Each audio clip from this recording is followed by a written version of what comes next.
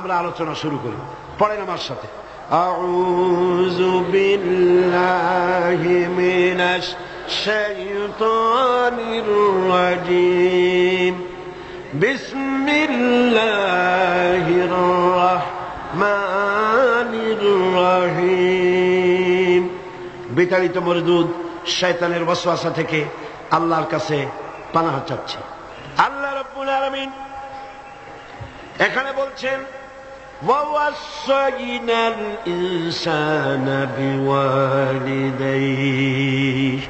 আল্লাহ পাক বলছেন, আমি মানুষকে নসিহত করেছি, উপদেশ দিয়েছি, তারা যেন তাদের মা বাপের হককে যেন চিনে নেয়, যেন বুঝে নেয়। কারণ হলো মানুষের প্রধানতম দায়িত্ব হলো আল্লাহর উপরে ঈমান আনা, আর তারপরে দায়িত্ব হলো আল্লাহর উপরে ঈমান নিষ্ঠা আনুগত্য করার পরে পারিবারিক কর্তব্য পালন হলো প্রথম দায়িত্ব। আর সেই প্রথম দায়িত্বের শুরুতে উচ্চ স্থান হলো আল্লাহর পরে, উচ্চ স্থান হলো মা বাপের। সুবহানাল্লাহ। আল্লাহর পরে, আল্লাহ রাসূলের পরে সবচাইতে উচ্চ স্থান কার? আল্লাহর আনুগত্যের পরে মা বাপের আনুগত্য যেন মানুষ করে। এজন্য আল্লাহ রাব্বুল আলামিন তিনি বলছেন, ওয়াকাদা রাব্বুকা আল্লা তা'বুদু ইল্লা ইয়্যাহু ওয়া বিল ওয়ালিদাইনি ইহসানা। তোমার রবের পক্ষ থেকে এটা ফয়সালা হয়ে গিয়েছে, এটা চূড়ান্তভাবে ফয়সালা হয়েছে যে আমি আল্লাহর পরে, আমি আল্লাহর ইবাদতের পর এহসান করতে হবে, উপকার করতে হবে, ভালোবাসতে হবে, মহব্বত করতে হবে, এহসান করতে হবে মা বাপের। কার? চিল্লায় কোন কার? মা বাপের আনুগত্য করা, হুকুম মানা আল্লাহ পাক ফরজ করে দিলেন। আল্লাহ পাক শিখালেন, ইম্মা ইয়াবলুগান্নাল কিবারা আহাদুহুমা আও কিলাহুমা ফালা তাকুল লাহুমা উফফিন ওয়ালা তানহারহুমা ওয়া কুল লাহুমা কাওলান কারীমা। আল্লাহ পাক বলছেন, তাদের মধ্যে একজন অথবা উভয় তোমাদের সম্মুখে যখন বার্ধক্যে পৌঁছে যায়, তাহলে তাদেরকে তাদের সামনে এই শব্দটি পর্যন্ত বলো না, এবং তাদেরকে ভর্ৎসনা করো না, ধমকের স্বরে কথা বলো না, মাথা উঁচু করে ধমকের স্বরে চোখ রাঙায় কথা বলো না, বরং আদবের সাথে সম্মানের সাথে কথা বলো। সুবহানাল্লাহ। মা বাবার সাথে কেমনে কথা বলতে হবে আল্লাহ পাক শিখায় দিচ্ছেন। মা বাবার সঙ্গে কথা বলবা ভদ্রতার সাথে, সম্মানের সাথে, এবং তাদের সঙ্গে তাদের সাথে দোয়া করতে হবে আল্লাহ রাব্বুল আলামিনের কাছে। আল্লাহ পাক শিখাচ্ছেন, ওয়াখফিদ লাহুমা জানাহাদ দুল্লি মিনার রাহমা ওয়া কুর রাব্বিরহামহুমা কামা রাব্বায়ানি সগীরা। হে পরওয়ারদিগার, এভাবে দোয়া করো। মা বাপ তাদের জন্য নরম এবং বিনীত হয়ে তাদের সামনে অবনত হও, করুণার ডানা বিছায়া দাও। মা বাপের জন্য কি করো? করুণার ডানা বিছায়া দাও, আর তাদের জন্য এইভাবে দোয়া করো, হে আমার রব, আমার শিশুকালে, আমার সহায়হীন সময়, আমার যখন কোনো উপায় ছিল না, পায়খানা করে বিছানায় পায়খানার ভিতরে পড়ে থাকতাম, সাফ করতে আমি পারি না, বলতেও পারি না, আমার ভাষা নাই। শীতের রাতে পেশাবের মধ্যে পড়ে আছি, এত অসহায়, আমি না কাঁদলে কেউ আমার কাছেও আসে না, কথা বলতে পারি না। আমার অসহায় সময় আমার মা বাপ যেভাবে আমাকে স্নেহ করে লালন পালন করেছে, হে আমার মাবুদ, অকৃত্রিম স্নেহ দিয়ে আমাকে যেভাবে লালন করেছে, হে আল্লাহ, তুমি আমার মা বাপকে তোমার রহমতের করে লালন পালন করো। পড়েন সব আমার সাথে, রব্বিরহামহুমা কামা রাব্বায়ানি সগীরা। সবাই পড়েন, রব্বিরহামহুমা কামা রাব্বায়ানি صغيرا আয় আমার রব, আমার মা বাপের উপর রহমত করো, শান্তিতে রাখো। আপনারা প্রত্যেক নামাজের মুনাজাতে আপনারা যখনই দোয়া করবেন এই দোয়াটা পড়বেন। মনে থাকবে? মনে থাকবে? খবরদার ভুলে যাবেন না। সূরা বনী ইসরাঈলের এই দুটি আয়াতের মধ্যে কয়েকটি শিক্ষা পাওয়া যায়। প্রথম হচ্ছে, মুমিনের উপর আল্লাহ রাব্বুল আলামিন আল্লাহর পরে সবচেয়ে বড় অধিকার করে দিয়েছেন পিতামাতার। আল্লাহর পরেই অধিকার কার? পিতামাতার। আল্লাহর ইবাদতের পরই পিতামাতার সাথে ভালো ব্যবহার করার নির্দেশ দিয়েছেন আল্লাহ পাক নিজে। আর 2 নম্বরে, মাতা পিতা বার্ধক্যে উপনীত হলে তাদের মেজাজের ভিতরে কিছুটা রুক্ষতা আসতে পারে, পারে না? মা বাপ যখন, মানুষ যখন বুড়া হয়ে যায় তখন মেজাজ কি ভালো থাকে নাকি? না না, এক পিড়ি সব বিমারি, একটা রোগী এক বার্ধক্য শত রোগের উৎস। নানান রকমের রোগ ব্যাধি আসে, কানে কম শোনে, স্বাস্থ্য ভালো না, মেজাজ খারাপ, এই জন্য তাদের মেজাজটা একটু রুক্ষ হয়ে যায়। সন্তান তাতে যেন বিরক্ত না হয়, খুশির সাথে বরদাস্ত করতে হবে, এমনকি ওহ শব্দটি বলা যাবে না। সুবহানাল্লাহ, আল্লাহ নিষেধ করছেন বরদাস্ত। অনেক লোক আছে, মা বাবা বুড়ো হয়ে গেছে, আর এই বুড়ো হয়ে যাওয়ার পর বিরক্ত হয়ে সন্তান বলতে থাকে, এই বুড়িটা মরে না কেন, বুড়াটা মরে না কেন? বলেন নাউজুবিল্লাহ, মরে না কেন? আমার বন্ধুগণ, কি করে এই কথা আপনার মুখ থেকে বেরোলো? আপনার কি মনে নাই, আপনি যখন ছোট ছিলেন তখন অসুস্থ হয়েছেন, টাইফয়েড হয়েছে, রোগ হয়েছে, ডাক্তারপত্র তেমন সেকালে পাওয়া যেত না। আপনার কাছে বসে, ঘরে বৈদ্যুতিক লাইট নাই, কেরোসিনের আলো জ্বালায়া মা শিয়রে বসে বসে কোরআন শরীফ তেলাওয়াত করে আর চোখের পানি দরদর করে পড়তে থাকে। আখিরি রজনীতে মা দুহাত উঁচু করে রোগাক্রান্ত মৃত্যু শয্যায় শায়িত সন্তানের পাশে বসে দোয়া করে, রব্বুল আলামিন আমার জীবনের বিনিময় আমার সন্তান তারা হায়াত দারাজ করে দাও। যেই মা এমন করে দোয়া করে সন্তানের জন্য, সেই সন্তান বউর কথা মতো অথবা নিজেই মায়ের মেজাজ খারাপ দেখে বলে, বুড়িটা মরে না কেন? নাউজুবিল্লাহ, নাউজুবিল্লাহ।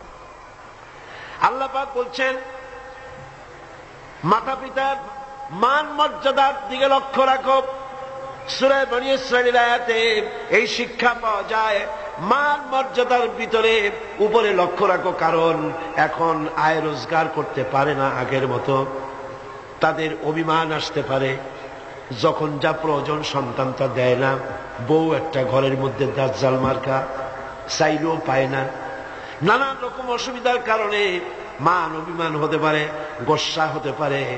আল্লাহ নির্দেশ করছেন, সন্তান তুমি যেন মা বাপের সাথে রাগারাগি করবা না, মায়ের সাথে পিতার সাথে কখনো খারাপ ব্যবহার করবে না। কে নিষেধ করেছেন? বিনয়ের সাথে কথা বলো। আল্লাহ বলছেন, মা বাবার সাথে কিভাবে কথা বলো? বিনয়ের সাথে, নরম সুরে, একান্ত অনুগত খাদেমের মতো কথা বলো। সুবহানাল্লাহ। পিতামাতার অসহায় এবং দুর্বল অবস্থায়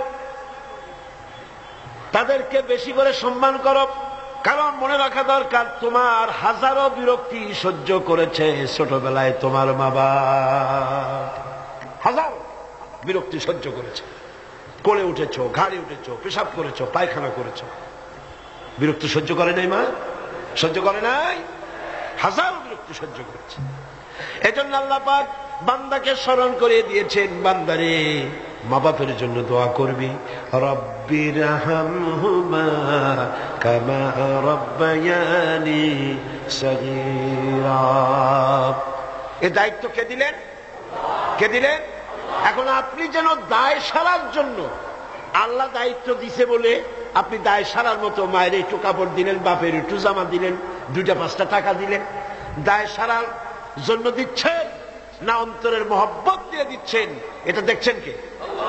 দেখেন আল্লাহ কি বলছেন, রব্বির ربكم أعلم بما في نفوسكم إن تكونوا صالحين فإنه كان للأوابين غفورا তোমার রব কিন্তু জানেন যে তুমি কি দায় সারা গোছের কাজ করছো না আমার অর্পিত দায়িত্ব হিসেবে তুমি তোমার মাকে সম্মান করছো, টাকা দিচ্ছ, পিতাকে সম্মান করছো, আমি দেখতে পাচ্ছি। তবে আল্লাহ পাক তওবাকারীকে ভালোবাসেন, সালিহিনদেরকে ভালোবাসেন, আর আল্লাহ পাক হচ্ছেন গফুর, তিনি হচ্ছেন ক্ষমাশীল। দায়িত্ব পালন হিসেবে মহব্বত দিয়ে, ভালোবাসা দিয়ে, শ্রদ্ধা দিয়ে তোমার মা বাপের খেদমত করবে, দায় সারা গোছের জন্য না হয়। কারণ এককালে তুমি ছেলে তাদের মুখাপেক্ষী। ভালো করে শোনেন, এককালে আমরা সবাই মা বাপের মুখাপেক্ষী ছিলাম না? বলেন ছিলাম না? এককালে তুমি যাদের মুখাপেক্ষী ছিলে তারা আজ তোমার মুখাপেক্ষী হয়ে গেছে। আবার সময় আসবে যখন আমরাও আমাদের সন্তানদের মুখাপেক্ষী হয়ে যাব।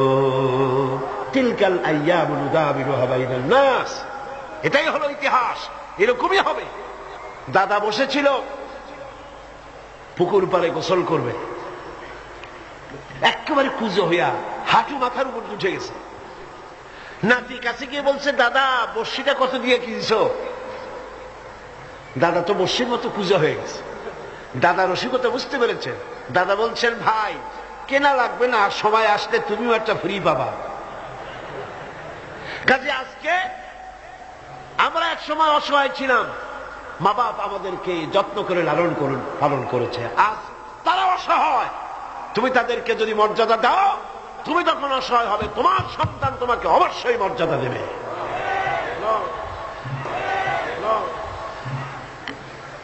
সূরা বাকারায় একটি আয়াতে আল্লাহ রাব্বুল আলামিন এভাবে বলেছেন, লা তা'বুদুনা ইল্লাল্লাহ ওয়া বিল ওয়ালিদাইনি ইহসানা।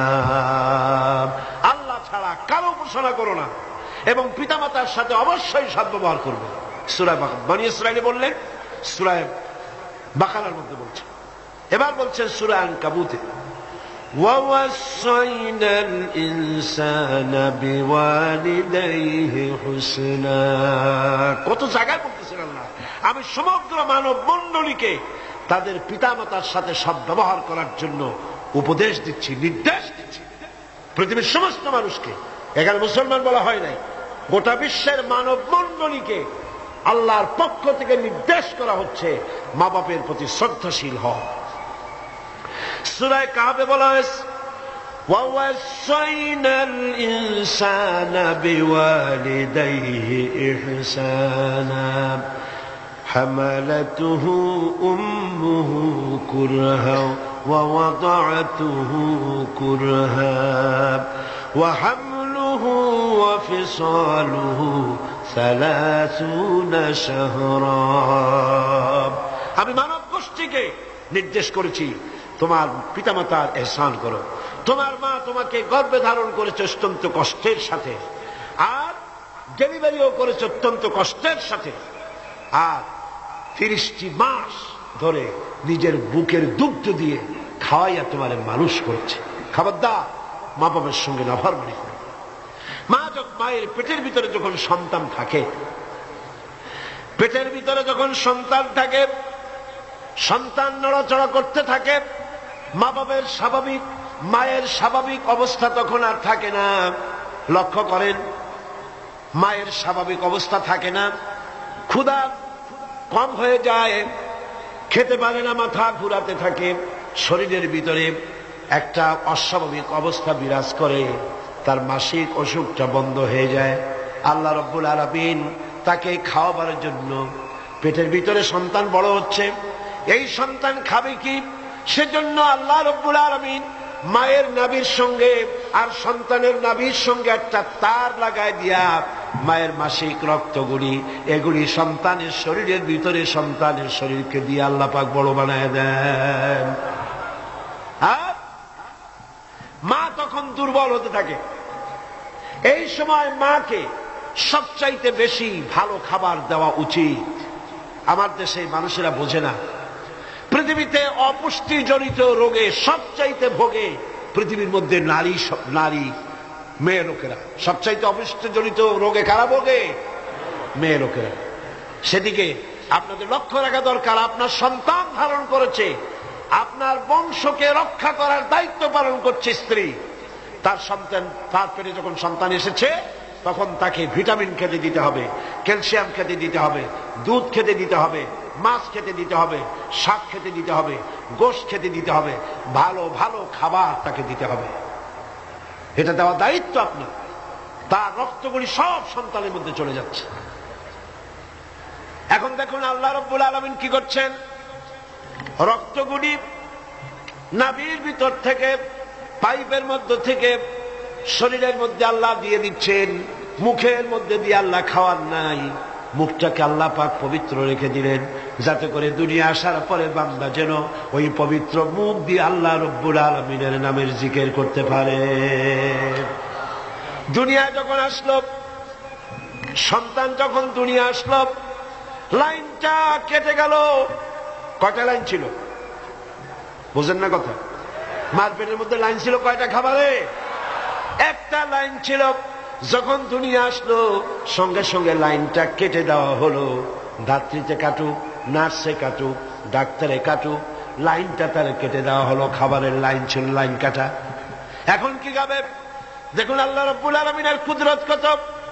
মায়ের খেদমত কেন করবেন? পেটের মধ্যে বসে তার রক্ত খেয়েছেন, তার রক্ত দিয়ে আপনার শরীর বড় হয়েছে। আর দুনিয়া আসার পর যখন একটা লাইন কেটে দেওয়া হলো, লাইন একটা কেটে গেল, আল্লাহ পাক বুকের মধ্যে দিয়া মায়ের বাচ্চার মুখের মধ্যে ডবল লাইন চালু করে দিলেন। ডবল লাইন চালু করে দিয়েছেন, দুধ এসে গিয়েছে। এই দুধ সৃষ্টি করেছেন কে?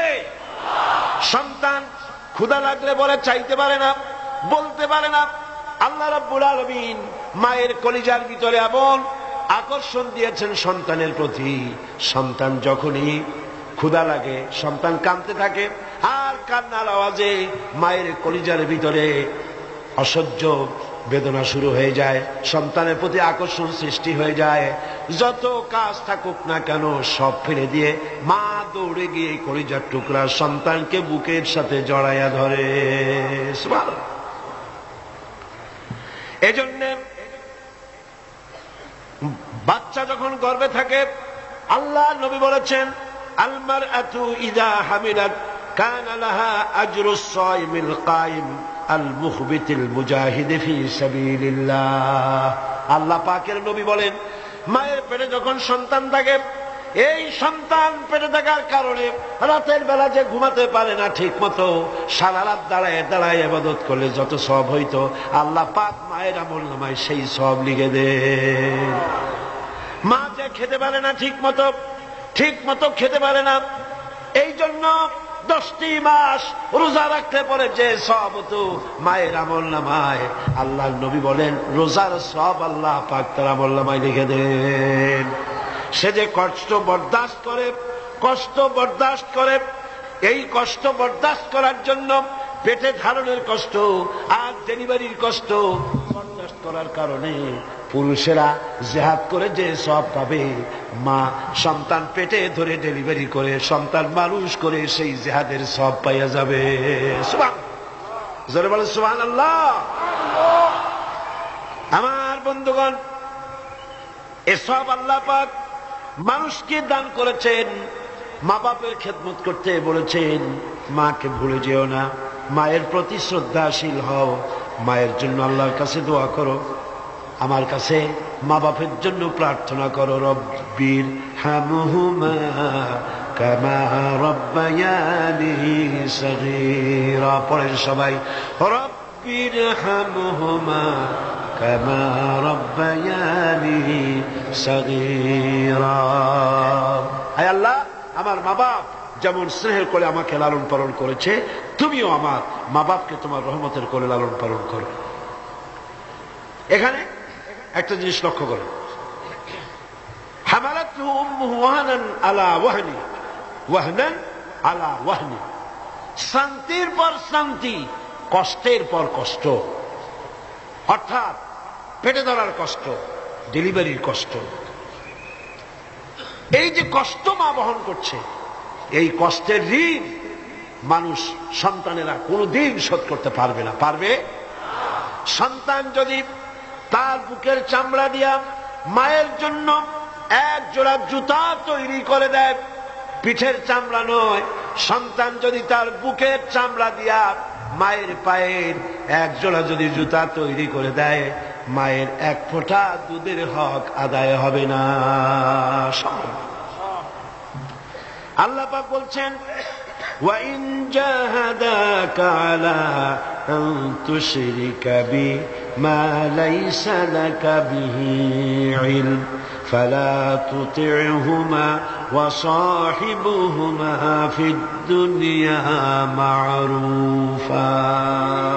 আল্লাহ পাক বলছেন, কিন্তু তারা যদি তোমাকে, মর্যাদা তাদের আল্লাহর পরেই মা বাপের মর্যাদা, আল্লাহর পরে কার মর্যাদা? সন্তানের কাছে মা বাপের মর্যাদা।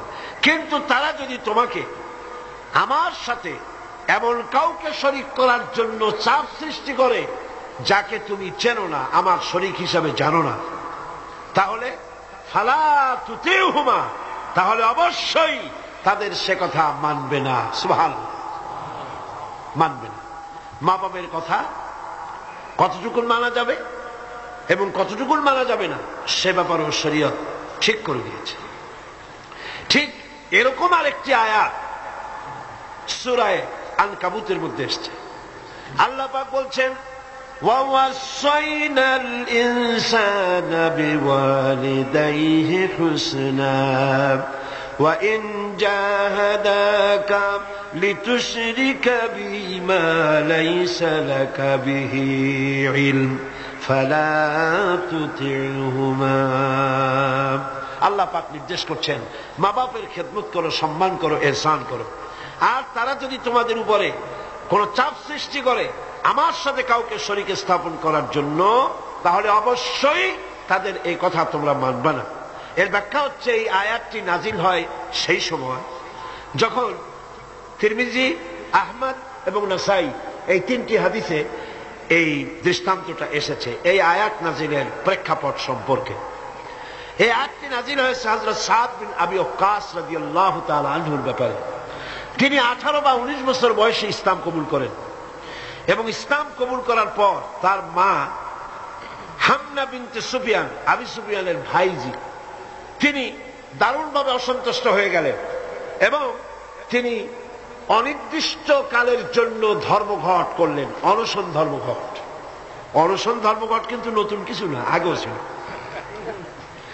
এই অনশন ধর্মঘট শুরু করল এই কথা বলে যে যতক্ষণ পর্যন্ত তার ছেলে সাদ বিন আবি ওয়াক্কাস যতক্ষণ পর্যন্ত আল্লাহর প্রতি ঈমান প্রত্যাহার করে শিরকিয়াতের দিকে ফিরে না আসবে, ততক্ষণ পর্যন্ত তিনি অনশন ভাঙবেন না, তিনি কিছু খাবেন না।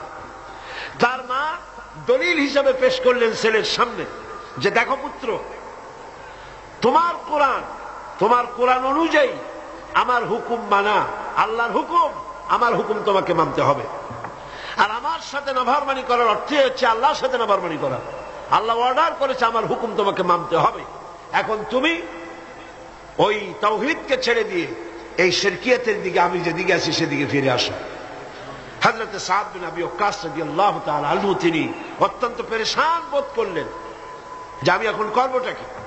তিনি রাসূল করিম সাল্লাল্লাহু আলাইহি ওয়াসাল্লামের খেদমতে হাজির হলেন এবং ঘটনার বর্ণনা করলেন।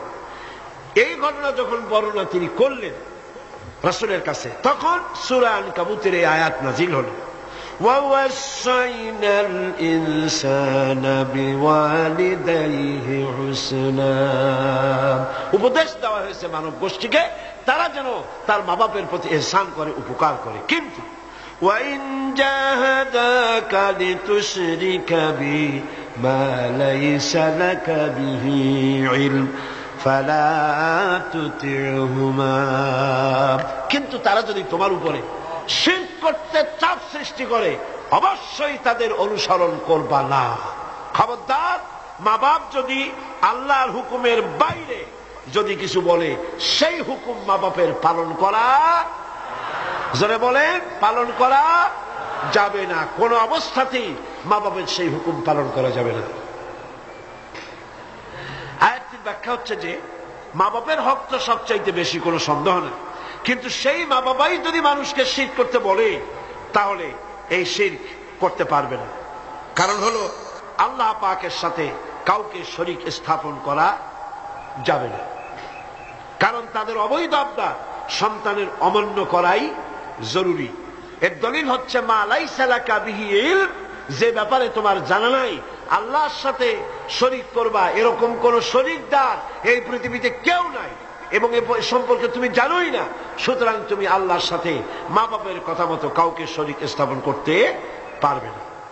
তাই মা বাবা যদি ভুলের উপরে থাকে তাহলে সন্তান সেই ভুলকে মানতে পারবে না, সন্তান সেই ভুলকে মানবে না। মা বাপ যদি ছেলে ইসলাম কবুল করেছে, মা বাপ ইসলাম কবুল করে নাই, এমন অবস্থা যদি হয় তাহলেও সেই মা বাপের সাথে খারাপ ব্যবহার করা যাবে না। ব্যবহার করতে হবে কি? ভালো ব্যবহার। কি করতে হবে? এই ভালো ব্যবহার সম্পর্কে রাসূল করিম সাল্লাল্লাহু আলাইহি ওয়াসাল্লামের কাছে প্রশ্ন করা হলো, আইয়ুল আমালি আহাব্বু ইলাল্লাহি তাআলা, আল্লাহর কাছে সবচাইতে ভালো আমলটা কি? রাসূল করিম সাল্লাল্লাহু আলাইহি ওয়াসাল্লাম জবাব দিলেন, আস-সালাতু আলা ওয়াক্তিহা, নামাজ তার ওয়াক্ত মতো আদায় করা, এটাই হলো সবচেয়ে ভালো আমল। সাহাবী প্রশ্ন করলেন, তারপরে কি? রাসূলুল্লাহ বললেন, বিররুল ওয়ালিদাইন, মা বাপের খেদমত করা, এটাই হলো সবচেয়ে ভালো কাজ। আরেকজন প্রশ্ন করলেন, মান আহাক্কুন নাসি বিহুসনি সাহাবাতি, হে রাসূল সবচাইতে আমার কাছে ভালো ব্যবহার পাওয়ার হক কার? আল্লাহর নবী বলেন, উম্মুক, তোমার মা। সাহাবী প্রশ্ন করলেন, সুম্মা মান, এরপরে কে? রাসূল বললেন, উম্মুক, তোমার মা। তারপরে কে? হুজুর বললেন, তোমার মা। তারপরে কে? হুজুর বললেন, তোমার পিতা। মার মর্যাদা কয় গুণ বাড়লো? কয় গুণ বাড়লো? 3 গুণ বেড়ে গেল। কার চাইতে?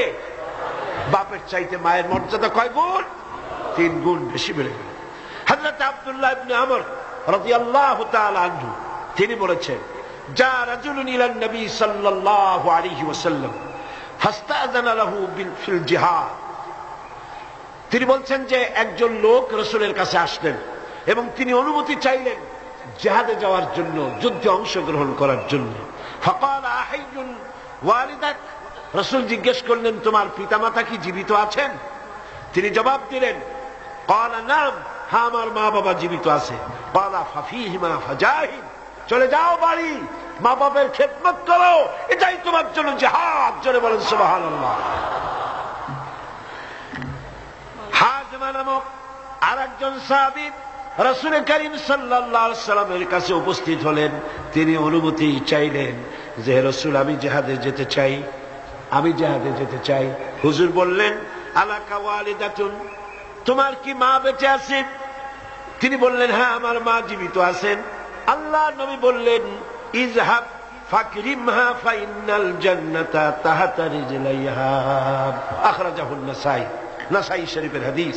রাসূলুল্লাহ বললেন, তোমার মা যখন আছে, ইযহাব, ফিরে যাও, বাড়ি চলে যাও, ফাকরিমহা, এবং মায়ের সম্মান করো, ইজ্জত করো, মায়ের খেদমত করো, ফাইনাল জান্নাতা তাহতা রিজলাইহা, তোমার জান্নাত তোমার মায়ের 2 পায়ের নিচে। সুবহানাল্লাহ কইতে পারলেন না? পারলেন না জোরে সোরে সুবহানাল্লাহ বলতে? আমি বারবার এই কথা বলেছি আপনাদেরকে, আমরা হচ্ছি পুরুষ, আমাদের পায়ের তলে জুতা, স্যান্ডেল। আমাদের পায়ের তলে কি? জুতা, স্যান্ডেল। আর এই পর্দার আড়ালে যারা বসে আছেন, আমার ঘরে আপনার ঘরে যারা আছেন, আমাদের মা বোনেরা মায়ের জাত। নারীরা হচ্ছে কিসের জাত? নারীরা কিসের জাত? এই মায়ের জাত নারীর পায়ের তলে আল্লাহর জান্নাত। সুবহানাল্লাহ। আল্লাহর নবী মসজিদে নববীর ভিতরে বসে আছেন, সাহাবায়ে কিরামদের নিয়ে।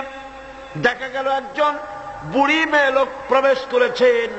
বুড়িকে আসতে দেখে নবীজি দাঁড়ায় গেছেন। সোজা কথা মনে করেন? আপনি কি কথাটা সহজ মনে করছেন? বিশ্বনবী, আল্লাহর পরে যার মর্যাদা, একটা বৃদ্ধা মেয়ে লোক দেখে দাঁড়ায় গেছেন তার সম্মানে। মেয়ে লোক এসেছেন, রাসূলুল্লাহ নিজের চাদর মোবারক বিছায় দিলেন। রাসূলের সেই মহিলার কথা শুনলেন। মহিলা বিদায় হওয়ার পর সাহাবায়ে কিরাম বললেন, ইয়া রাসূলুল্লাহ, বুঝতে পারলাম না ইনি কে। আল্লাহ নবী নিজের চাদর বিছায়া দেয় এই মহিলাকে। নবীজি বললেন, জানো না, আমি আমার মায়ের স্নেহ তেমন কিছু পাই নাই। আমি যখন মায়ের গর্ভে ছিলাম, 6 মাস বয়সের সময় মায়ের পেটে থাকাকালীন বাপের এতিম হয়ে গেছি। এরপরে মা মারা গেছেন। আমি মায়ের দুধ আমার কপালে তেমন হয় নাই, ভাগ্যে হয় নাই। মায়ের কোলে কাকে চড়ে মায়ের স্নেহ আমার কিসমতে তেমন হয় নাই। যার কোলে কাকে চড়ে, যার বুকের দুধ খেয়ে আমি বড় হয়েছি, ইনি আমার সেই দুধ মা হযরতে হালিমাতুস সাদিয়া, আমার দুধ মা। সুবহানাল্লাহ। মায়ের সম্মান ইসলাম এত বেশি দিয়েছে। মায়ের দুধের বদলা ইয়েমেন থেকে একজন হাজী সাহেব আসছে, মাকে ঘাড়ে নিয়ে তাওয়াফ করতেছে আর গান গাচ্ছে, শের পড়তেছে। মায়ের হক আদায় করে ফেলেছি, মাকে নিয়ে হজ করলাম, মাকে নিয়ে তায়েফ কি বলে মুজদালিফায় গেলাম, মিনায় গেলাম, রমিয়া হাজার করলাম, সাই করলাম, তাওয়াফ করলাম, মাকে গাড়ি নিয়ে সব করেছি। আমার মায়ের হক আমি আদায় করেছি। হযরত আব্দুল্লাহ বিন ওমর রাদিয়াল্লাহু তাআলা আনহুমা ওই লোকের শের শুনে, গান শুনে, এই কথা শুনে তিনি বললেন, তুমি কিসের হক আদায় করেছো? তুমি তো তোমার মায়ের একটা আহ শব্দের হক আদায় করতে পারো নাই। তোমার মা কষ্টে পড়ে তোমাকে কোলে নিয়ে, তোমাকে তোমার কষ্টের সময়, বিপদের সময় তোমাকে দুঃখে দেখে, কষ্ট দেখে মুখ থেকে যা শব্দটা বেড়েছে, সারা জীবন তো সেই হক আদায় করতে পারবা না। হক আদায় করছো, এত বড় কথা কি করে বলতে পারবে? মা বাপের, পিতামাতার আনুগত্যের চূড়ান্ত রূপ বলতে গিয়ে হযরত ইবনে আব্বাস রাদিয়াল্লাহু তাআলা আনহু বলেছেন, ওয়ান ইবনে আব্বাস রাদিয়াল্লাহু তাআলা আনহু আন্নাহু قال قال رسول الله صلى الله عليه وسلم من أصبح مطيعا لله في والديه أصبح له بابان مفتوحان من الجنة। হযরত ইবনে আব্বাস রাদিয়াল্লাহু তাআলা আনহু বলেছেন, আল্লাহ রাসূল বলেছেন, যে ব্যক্তি পিতামাতার সম্পর্কিত আল্লাহর নাজিলকৃত হেদায়েত মেনে নিয়ে সকাল করলো, আল্লাহ রাব্বুল আলামিন তার জন্য জান্নাতের 2টা দরজা খুলে দেন। আর যদি মা বাপ বেঁচে নাই, দুজনের একজন আছে, তার খেদমত করে, তাকে খুশি করে যদি সকাল করে, জান্নাতের 1টা দরজা তার জন্য খুলে যায়। ওয়ামান আমসা আসিয়ান লিল্লাহি ফি ওয়ালিদাইহি আসবাহা লাহু বাবানে মাফতুহান মিনান নার। আর যদি মা বাপকে অসন্তুষ্ট করে, আল্লাহ যে হুকুম করেছে সেই হুকুম অনুযায়ী মা বাবার খেদমত না করে, মা বাবার সাথে নাফরমানি করে যে সন্ধ্যা করলো, নবীজি বলেন তার জন্য জাহান্নামের 2টা দরজা খোলা হয়ে যায়। মা বাপের দুজনের একজন যদি বেঁচে থাকে, তাহলে মা বাপের দুজনের একজন যদি বেঁচে থাকে, তাহলে তাকে যদি অসন্তুষ্ট করা হয়, জাহান্নামের 1টা দরজা তার জন্য খোলা হয়ে যায়। সাহাবী প্রশ্ন করলেন, ক্বালা রাজুলুন ওয়া ইন যালামাহু, ক্বালা ওয়া ইন যালামাহু। 3বার রাসূলুল্লাহ বললেন। ওই ব্যক্তি জিজ্ঞেস করলেন, হুজুর, মা বাপ যদি আমার উপরে জুলুম করে? রাসূলুল্লাহ বলেন, জুলুম যদি করেও? তারপরে সে বলছে, যদি আমার উপরে জুলুম করে? হুজুর বলেন, জুলুম যদি করেও? আবার প্রশ্ন করলেন, আমার উপরে মা বাপ যদি জুলুম করে? রাসূলুল্লাহ বলেন, জুলুম যদি করেও খবরদার তুমি মা বাপের সাথে নাফরমানি করবা না। সুবহানাল্লাহ। মা বাপের খেদমত করো, কপাল খুলে যাবে। কি খুলে যাবে? আমার বন্ধুগণ, হযরত ইবনে আব্বাস রাদিয়াল্লাহু তাআলা আনহু আরো বলেন, আন ইবনে আব্বাস রাদিয়াল্লাহু তাআলা আনহু আন্না রাসূলুল্লাহ সাল্লাল্লাহু আলাইহি ওয়াসাল্লাম قال قال من ولد بار ينظره إلى والديه نظرة رحمة إلا كتب الله بكل نظرة حجة। আল্লাহ নবী বলেন, হযরত ইবনে আব্বাস রাদিয়াল্লাহু তাআলা আনহু বর্ণনা করেছেন, রাসূলুল্লাহ বলেছেন, কেউ যদি তার মা বাপের দিকে যদি মহব্বতের নজরে, ভালোবাসার নজরে যদি তাকায়, তাহলে তার আমল নামায় একটা কবুল হজের সব আল্লাহ পাক আমল নামায় লিখে দিবে। একজন প্রশ্ন করলেন, যদি এক সাহাবী প্রশ্ন করলেন, ইয়া রাসূলুল্লাহ, যদি কোন সন্তান তার মা বাবার দিকে দৈনিক 100 বার তাকায় তো কি হবে? আল্লাহ নবী বললেন, জেনে রাখো 100 বার যদি দৈনিক মা বাপের দিকে রহমতের নজরে, ভক্তির নজরে, ভালোবাসার নজরে যদি তাকাও, আল্লাহ পাক তোমার নামায় আমলে 100 কবুল হজের সব লিখে দিবে। আল্লাহর ভান্ডে কোনো অভাব নেই। তাই বলে আবার কেউ মনে করেন না যে হজ যখন ফরজ আছে এত কষ্ট করে টাকা টাকা খরচ না করিয়া মহব্বতের নজরে বাপের দিকে তাকায় থাকে, এতে কিন্তু কাম হবে না। উল্টা পাল্টা চিন্তা করবেন না, চিন্তাটা ঠিক মতো করে হজ যার উপর ফরজ হয়েছে যাই আদায় করতে হবে। এখানে আল্লাহ পাক সওয়াব দিবেন, এই সওয়াবে আপনার হজ যে ফরজ হয়ে আছে সেই দায়িত্ব কিন্তু আদায় হবে না। আর মা বাবার খেদমত যদি করেন তাহলে আপনার দুনিয়ার ফায়দাটা কি? রাসূলুল্লাহ বলেছেন, আন আনাস ইবনে মালিক রাদিয়াল্লাহু তাআলা قال قال رسول الله صلى الله عليه وسلم من سره أن يمد له في عمره ويزداد له في رزقه فليبر والديه وليصل رحمه رواه أحمد। আল্লাহ নবী বলেন, হযরতে আনাস বিন মালিক রাদিয়াল্লাহু তাআলা আনহু থেকে বর্ণিত, আল্লাহ নবী বলছেন, কেউ যদি দুনিয়ায় তার রিজিক বাড়াতে চায়, সম্মান বাড়াতে চায়, হায়াত বাড়াতে চায়, সে যেন তার মা বাপের খেদমত করে। মা বাপের খেদমত যারা করবে, মা বাপের সম্মান যারা করবে, আল্লাহ পাক তার রিজিকে বরকত দান করে দিবেন। রিজকে কোনদিন অভাব হবে না। কবরের কাছে গিয়া, মাজারের কাছে গিয়া বলা লাগবে না, ইয়া খাজা মেরা মতলব কো পুরা কর দে, এটা বলা লাগবে না, এটা বলা লাগবে না। আপনার রিজকে বরকত হয়ে যাবে মা বাপ যদি আপনাকে, আপনার জন্য দোয়া করে।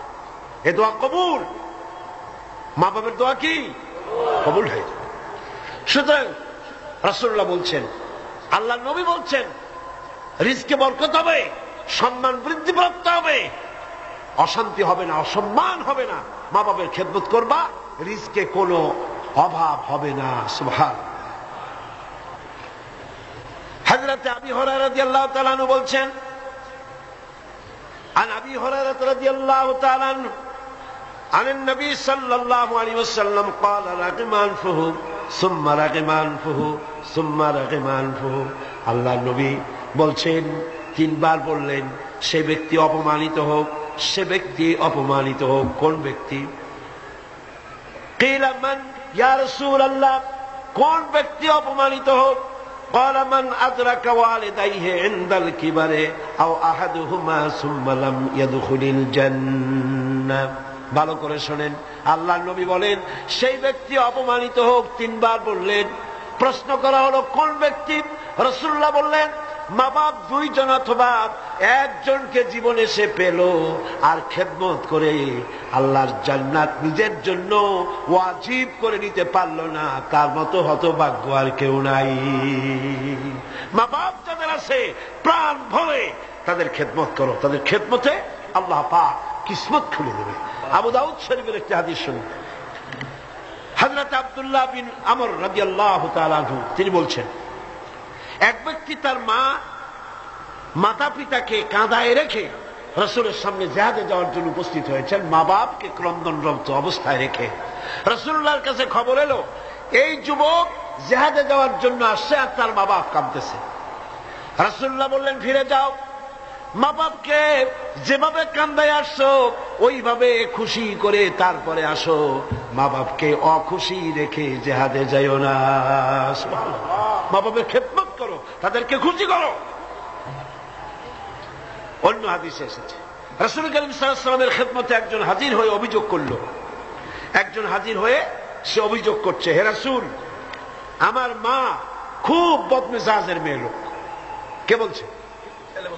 এক যুবক বলছে রাসূলের কাছে গিয়ে, আমার মা খুব বদমেজাজের মানুষ। অভিযোগ। প্রিয় নবী তার জবাবে বললেন, হে যুবক, 9 মাস ধরে অব্যাহতভাবে তোমার মা যখন তোমাকে গর্ভে ধারণ করেছিল তখন তো তোমার মায়ের মেজাজ খারাপ ছিল না। তোমার মা যখন তোমাকে পেটে ধরে রাখছিল তোমার মেজাজ খারাপ ছিল? আহারে কি সুন্দর কথা। পেটের ভিতরে একটা জীবিত মানুষ, একটা জীবিত মানুষের পেটের মধ্যে আর একটা জীবিত মানুষ, সে চুপ করে বসে নাই, কেন দিয়ে গুঁতো মারতেছে, হাঁটু দিয়ে গুঁতো মারতেছে। আমার তো মনে হয় যে এই রকমের যদি পুরুষের হইতো, পুরুষের যা মেজাজ খারাপ, দুনিয়া আসার সাথে সাথে ঠ্যাং ধরে আসার মারতো যে পেটের মধ্যে বসে এত নড়াচড়া করছি রে কেন। আর মায়ের অবস্থাটা দেখেন, আহা, এত কষ্ট পেটে ধারণ করায়।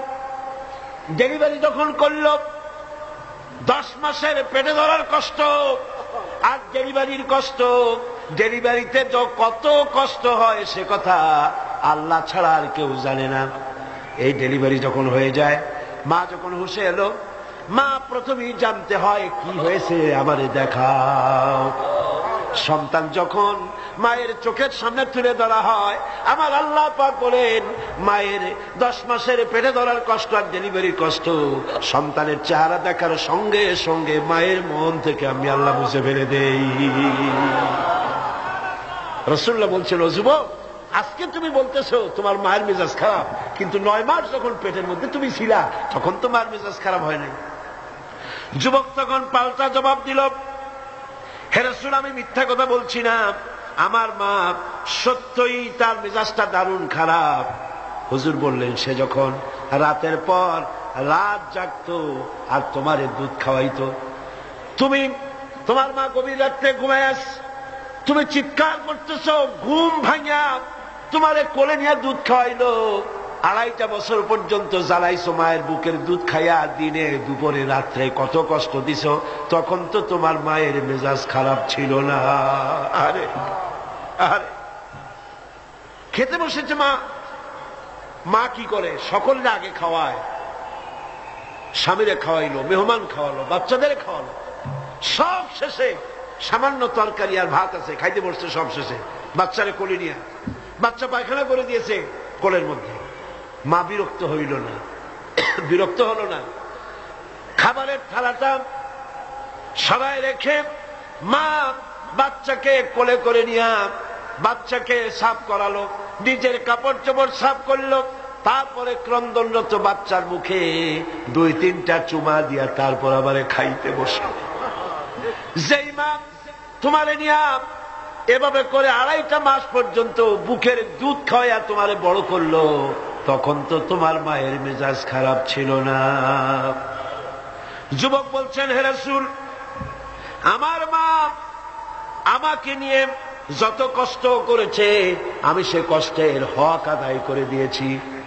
আমি তাকে হক আদায় করছি, যার তার খাবার দিয়েছি, পরার দিয়েছি, তারে নিয়ে হজ করেছি, হক আমি আদায় করে দিয়েছি। আল্লাহ নবী জিজ্ঞেস করলেন, সত্যি কি তুমি হক আদায় করছো? কয়ে, হ্যাঁ, আমি হক আদায় করে দিয়েছি। প্রিয় নবী জবাবে বললেন, তুমি তো বলছো হক আদায় করেছো, কিন্তু আমার প্রশ্ন হচ্ছে তুমি কি তোমার মায়ের সেই কষ্টের বদলা দিতে পেরেছো যে কষ্ট তোমাকে ভূমিষ্ঠ করার সময় তোমার মায়ের হয়েছিল? তোমাকে ডেলিভারি করার সময় তোমার মায়ের যে যন্ত্রণা হয়েছিল সে হককে আদায় করতে পেরেছো? কিয়ামত পর্যন্ত আদায় করতে পারবে না। খবরদার, মা বাবার সঙ্গে নাফরমানি করবে না। মাতা পিতার সাথে যারা নাফরমানি করে তাদের কপাল পুড়ে যায়। একজন প্রশ্ন করেছেন, হে রাসূল, আমার মা বাপ তো জীবিত নাই, আমি খেদমত কিভাবে করব? কিভাবে তাদের খেদমত করব? আমি তো বেয়াদবি করে ফেলেছি, অনেক নাফরমানি করেছি, করবো কি? এখন আমার উপায় কি? রাসূল করিম সাল্লাল্লাহু আলাইহি ওয়াসাল্লাম বলেছেন, এর জন্য উপায় আছে, 4টা পদ্ধতি আছে। 4 পদ্ধতিতে মা বাপের মৃত্যুর পরে তাদের খেদমত করা যায়। কয় রকম? কয়টা পদ্ধতি? মুখস্থ করেন। মা বাপের সাথে যারা নাফরমানি করেছেন অথবা করেন নাই, মা বাপ মরে গেছে, এখনো আপনার দায়িত্ব আছে। কয়টা? 4টা। খিসালুন আরবা, 4টা পদ্ধতি আছে। আর দোয়া লাহুমা ওয়াল ইস্তিগফার লাহুমা ওয়াল ইনফাযু আহাদিহিমা ওয়া ইকরামু সাদীকিহিমা। চারটা পদ্ধতিতে মৃত্যু মা বাপের খেদমত আপনি করতে পারেন। এক নম্বরে হলো তাদের জন্য দোয়া করেন, সূরা ফাতিহা পড়েন, সূরা ইখলাস পড়েন। 3 বার সূরা ইখলাস পড়বেন, একবার কোরআন শরীফ খতম করার সওয়াব হয়ে যাবে। একবার সূরা ইয়াসিন পড়বেন, 10 বার কোরআন শরীফ খতম করার সওয়াব আমলনামায় লাগা হয়ে যাবে। দরুদ শরীফ পড়েন, এগুলি বলে মা বাবার জন্য দোয়া করেন। আর বলেন রব্বিরহামহুমা কামা রাব্বায়ানি সগীরা। মা বাবার জন্য দোয়া করেন। এক কয়টা পদ্ধতি? কয়টা? 1 নম্বরে হলো দোয়া করা। 2 নম্বরে বল ইস্তিগফার, মা বাবার জন্য ক্ষমা চাওয়া আল্লাহর কাছে। আল্লাহকে বলতে হবে রব্বুল আলামিন, আমার মা বাপ মানুষ, অন্যায় করেছে, ভুল করেছে, গুনাহ করেছে, গুনাহ হইতে পারে। আল্লাহ তুমি দয়া করে আমার মা বাপের জিন্দেগির গুনাহ খাতা মাফ করে দাও। বলেন আমিন। আরো বলতে হবে আল্লাহ পাক, আমার মা বাপ জীবনে যত গুনাহ করেছে তাদের জীবনের সাইয়্যাত গুনি হাসানাত দিয়া তুমি বদলাইয়া দাও। তুমি যদি ইচ্ছা করো তাহলে তো আমার মা বাপ যে গুনাহ করছে এই গুনাহগুলি তুমি নেকির পাল্লায় নেক বানায় উঠাই দিতে পারো। পারে না? পারে না? সেভাবে দোয়া করো। 3 নম্বরে তাদের ওয়াদা পূরণ করো। মা বাপ যে সব ওয়াদা করে গেছেন পূরণ করতে পারেন নাই, মা বাপের ওয়াদাগুলি পূরণ করে দাও। 4 নম্বরে মা বাপের যেসব বন্ধু আছে, মায়ের যেসব বান্ধবী আছে, তাদের সঙ্গে সম্মানজনক আচরণ করো। মাঝে মধ্যে তাদেরকে হাদিয়া দিও। পিতার আত্মীয়দের, পিতার বন্ধুদের সাথে বাপের মতো শ্রদ্ধা করো, সম্মান করো। সুবহানাল্লাহ, সুবহানাল্লাহ। রাসূলকে প্রশ্ন করা হয়েছে, হুজুর আমি তো অনেক গুনাহ করে ফেলছি, আমার উপায় কি? হুজুর বললেন মায়ের খেদমত করো। শুনতেছেন কথা? শুনতেছেন? আমি অনেক গুনাহ করেছি, আমার উপায় কি? হুজুর বললেন মায়ের খেদমত করো। তিনি বললেন হুজুর আমার তো মা বেঁচে নাই, এখন আমার উপায় কি? হুজুর কন যাও খালার খেদমত করো, মায়ের গন্ধ খালার গায়ে দিয়ে আসে। সুবহানাল্লাহ। ভাইরা আমার, মা বাবার সঙ্গে যারা দুর্ব্যবহার করে এই দুনিয়ায় তাদেরকে আল্লাহ রাব্বুল আলামিন শাস্তি দিবেন। আর পরকালের শাস্তি তো তাদের জন্য রয়েই গেছে। দুনিয়ার শাস্তিও আছে আর পরকালের শাস্তিও তাদের জন্য রয়ে গেছে। মা বাপের দোয়া অবশ্যই কবুল। 3 জনের দোয়া মুস্তাজাবুদ দাওয়া। 3 জন। কয়জন? 3 জন। পীর সাহেবের দোয়া, মৌলানা সাহেবের দোয়া, সুফি সাহেবের দোয়া কবুল হইতেও পারে, নাও হইতে পারে। কোনো গ্যারান্টি নেই, গ্যারান্টি নেই। হইতেও পারে, নাও হইতে পারে। কিন্তু আল্লাহর নবী 3 জনকে গ্যারান্টি দিয়েছেন। মুসাফির, প্রবাসী, তার দোয়া কবুল হবে। যেমন পাকিস্তান থেকে জামে আশরাফিয়ার মুহতামিম হযরত মাওলানা ফজলুর রহিম সাহেব এখানে উপস্থিত হয়েছেন, কসরের নামাজ পড়ছেন। প্রবাসী মুসাফির, মুসাফিরের দোয়া কবুল হবে, বলেন সুবহানাল্লাহ। আবার মাজলুম ব্যক্তি, অত্যাচারিত ব্যক্তি যদি দোয়া করে আল্লাহ পাক তার দোয়া মঞ্জুর করে নেবেন। আর মা বাপ যদি সন্তানের জন্য দোয়া করে অবশ্যই সেই দোয়া কবুল হয়ে যাবে। অবশ্যই মা বাপের দোয়া কবুল, কোনো সন্দেহ নাই। লা শাক্কা ফি ওয়ালা রাইবা ফি। মা বাপ দোয়া করলে কবুল হবেই হবে। সুবহানাল্লাহ। এখন এই আয়াতের শেষ দিকে আল্লাহ পাক বলছেন ফালা তুতিউহুমা ওয়া সাহিবুহুমা ফিদ দুনিয়া মারুফা। মা বাপ যদি মুশরিক হয়, মুশরিকা হয়, তাহলে তাদের সাথে আচরণটা কিন্তু খারাপ করা যাবে না। কথা বুঝতে পেরেছেন? আচরণ খারাপ করা যাবে না, আচরণ ভালো করতে পারে, ভালো হতে হবে। সদাচার করো, সদাচরণ করো। মা বাপ যদি অমুসলিম হয়, গুনাহগার হয়, এমনকি মা যদি বেশ্যা হয়, তোমার কাছে মা মাই। খবরদার মায়ের সাথে নাফরমানি করতে পারবে না। কথা বুঝে আসছে? মাথায় ঢুকতেছে? মাথায় ঢুকতেছে?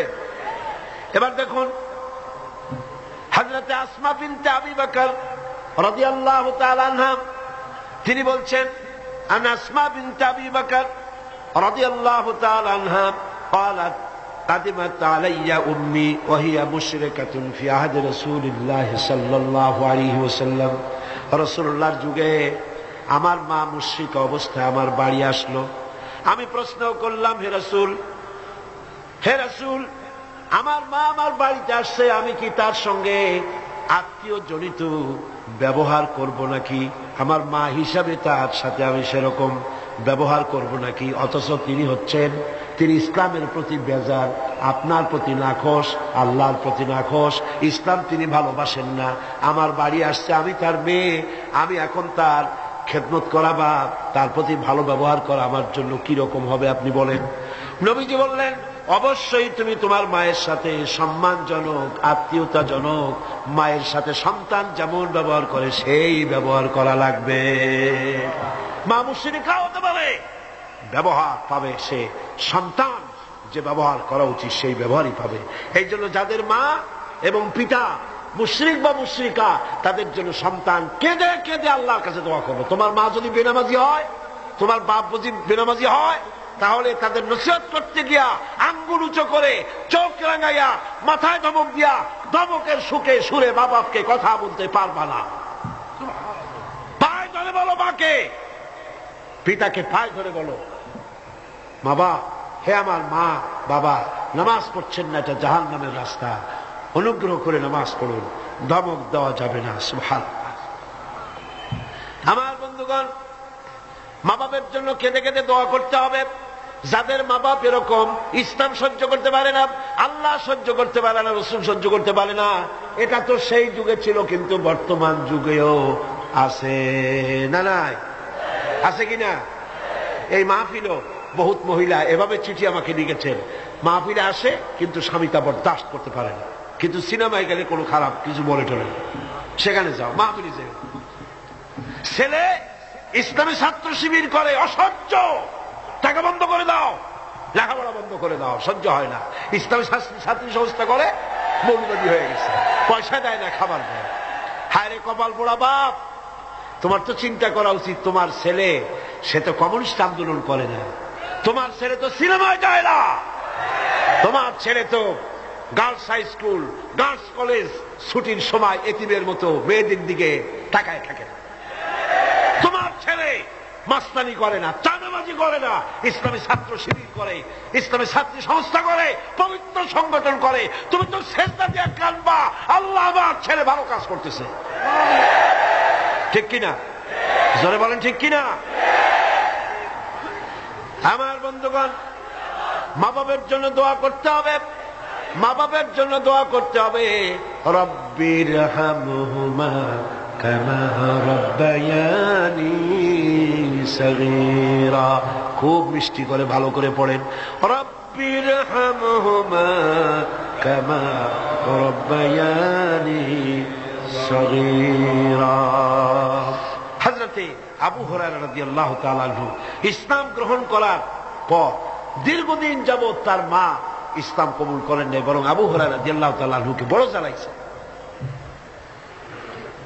তিনি মায়ের পায়ে পড়েছেন, বহু অনুরোধ করেছেন, কোনো কিছুতে কাজ হয়নি। একদিন তিনি অনেক রাত করে বাড়িতে ফিরেছেন, মা তাকে প্রশ্ন করলেন, এত রাত কোথায় ছিলি? তিনি বললেন, আমি ছিলাম রাসূল করিম সাল্লাল্লাহু আলাইহি সাল্লামের কাছে। শোনা মাত্র মা তাকে খুব করে মারলেন, গলা ধাক্কা দিয়ে বাড়ি থেকে বের করে দিলেন। তিনি রাসূলুল্লাহর খেদমতে এসে কাঁদতে লাগলেন। আল্লাহর নবী বলেন, আবু হুরায়রা কাঁদো কেন? হযরত আবু হুরায়রা বললেন, ইয়া রাসূলুল্লাহ, মা আমাকে মেরেছে।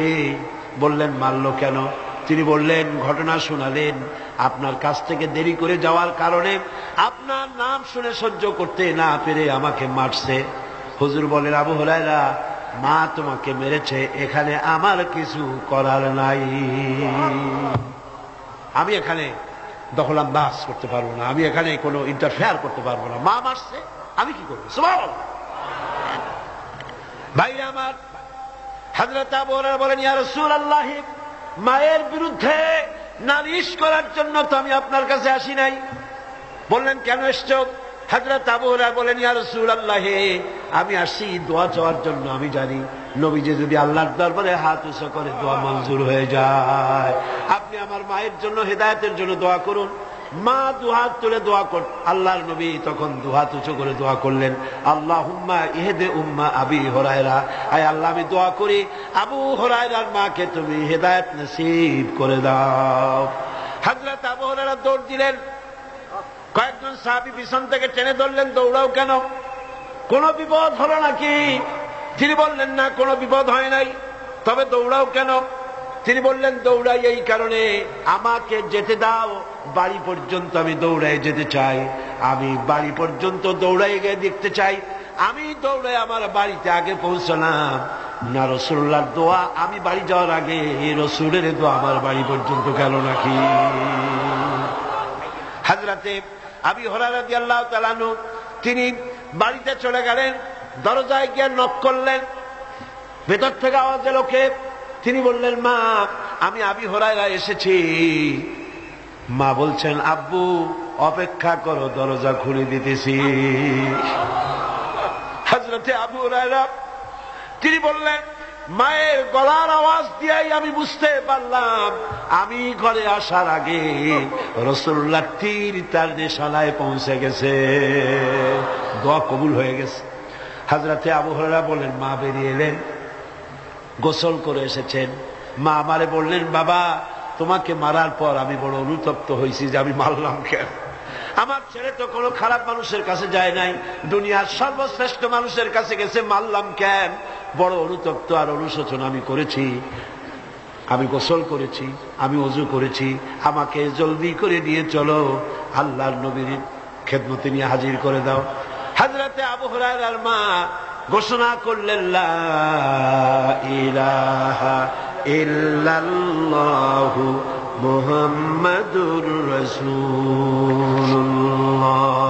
বন্দুক দিয়ে গুলি করলে সেই গুলি তার টার্গেটে পৌঁছতে যত না দেরি হবে, মা বাবার দোয়া, বাবার দোয়া এর থেকে দ্রুত গতিতে আল্লাহ পাকের আরশ আজিম পর্যন্ত পৌঁছে যাবে। এগুলি পৃথিবীতে কোথাও নাই, ইসলাম শিখিয়েছে। কে শিখিয়েছে? যারা বলেন, কে শিখিয়েছে? ইসলাম শিখেছে, শিখায়েছে। পাশ্চাত্যে যায় দেখেন, কিসের মা কিসের বাবা, মা বাবার কোনো খোঁজ খবর নাই। মা বাবা যখন বুড়ো হয়ে যায়, আমি ইংল্যান্ড এবং আমেরিকায় দেখেছি, ওদের জন্য ওল্ড পিপল সেন্টার করা হয়। বুড়া বুড়ি, আমি নাম দিছি ওইটার বুড়া বুড়ি এতিমখানা। বুড়া বুড়িরা ওইখানে থাকে, ওই ঘরের মধ্যে। ছেলেমেয়েরা কোনো খোঁজ খবর নেয় না। 25শে ডিসেম্বর তারিখে প্রতি বছর একখানা কার্ড ছেলে তার বাপের নামে পাঠায়, মায়ের নামে পাঠায়। বাবা ওই কার্ডখানা নিয়ে তারপরে বন্ধুদের দেখায়, আমার ছেলে আমাকে মনে করছে। সারা বছর খোঁজ নাই।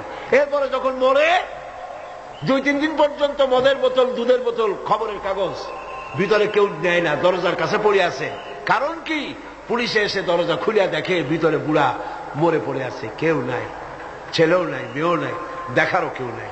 এই হলো পাশ্চাত্যের অবস্থা। আর ইসলাম কি নিয়ামত! সুবহানাল্লাহ, ইসলাম বিরাট নিয়ামত। মা বাবার সম্মান করতে শিখিয়েছে, সেখানে সম্মান নাই। সন্তানের কাছে সম্মান হবে কি করে? সন্তান তার মায়ের প্রতি যে আকৃষ্ট হবে কিসের মাধ্যমে? দুধ খাওয়াবার মাধ্যমে। আমার দেশে পাশ্চাত্যের আবহাওয়া লেগে গিয়েছে, বহুত মা তার সন্তানকে দুধ খাওয়ায় না। কৌটার দুধ খাওয়ায়, টিনের দুধ খাওয়ায়, নিজের শরীর ভালো রাখার জন্য টিনের দুধ খাওয়ায়।